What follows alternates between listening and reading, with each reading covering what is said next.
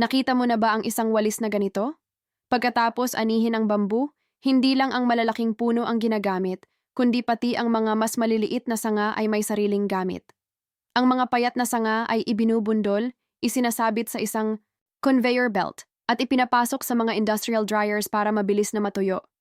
Pagkatapos matuyo, ipinapasa ito sa isang makina na nagtatanggal ng mga dahon, kaya't ang natitira lamang ay ang matibay at matatag na mga sanga.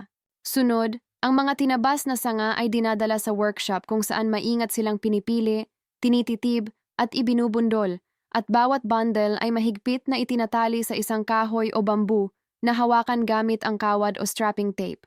Higit pa sa tradisyonal, na hawak-hawak na walis, ang mga walis na gawa sa bambu ay ginagamit na rin sa mga mekanisadong street sweepers. Habang ginagamit, patuloy na umiikot ang mga walis sa isang anggulo, nananatiling malapit sa lupa upang mabisang magwalis ng dumi, basura at iba pa.